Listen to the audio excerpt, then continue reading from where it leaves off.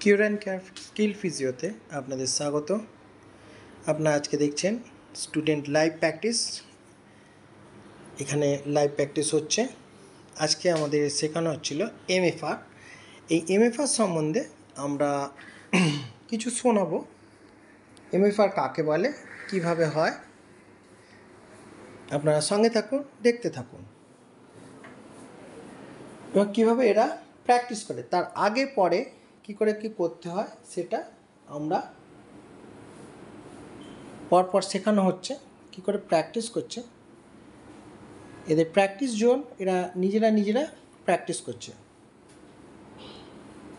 এমএফআর myofascial release কাকে বলে?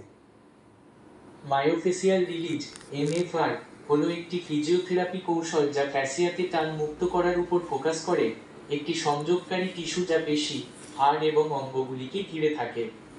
টেকসই চাপ প্রয়োগ করে এবং ফ্যাসিয়াকে প্রসারিত করে। এমএফআর এর লক্ষ্য নমনীয়তা, গতিশীলতা এবং সামগ্রিক শরীরের কার্যকারিতা উন্নত করা। এখানে আরও বিস্তারিত ব্যাখ্যা। 1. এটা কি? এমএফআর হলো একটি ম্যানুয়াল থেরাপি যা ফ্যাসিয়াতে উত্তেজনা এবং বিধিনিষেধ মুক্তি দিতে মৃদু, টেকসই চাপ এবং স্ট্রেচিং ব্যবহার করে। 2. এটি কিভাবে কাজ করে? থেরাপিস্ট সীমাবদ্ধ ফ্যাসিয়ার ক্ষেত্রগুলি চিহ্নিত করে এবং টিস্যুকে তার উত্তেজনা ছেড়ে দিতে এবং স্বাভাবিক চলাচল পুনরুদ্ধার করতে উৎসাহিত করার জন্য চাপ বা প্রসারিত প্রয়োগ করে। 3. উপকারিতা।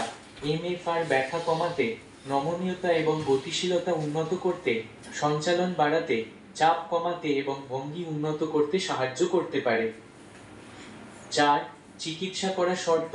দীর্ঘস্থায়ী ব্যথা, ফাইব্রোমায়ালজিয়া, মাথা ব্যথা, খেলার আঘাত এবং অঙ্গবিন্যাস ভারসাম্যহীনতা সহ বিভিন্ন অবস্থার চিকিৎসার জন্য এমএফআর ব্যবহার করা হয়। এবং 5. গুরুত্বপূর্ণ বিবেচনা। এমএফআর একটি মৃদু কৌশল, তবে কিছু লোক চিকিৎসার সময় হালকা ব্যথা বা অস্বস্তি অনুভব করতে পারে। এমএফআর আপনার নির্দিষ্ট অবস্থার জন্য উপযুক্ত কিনা তা নির্ধারণ করতে একজন যোগ্যতাসম্পন্ন ফিজিওথেরাপিস্টের সাথে পরামর্শ করা অত্যন্ত গুরুত্বপূর্ণ।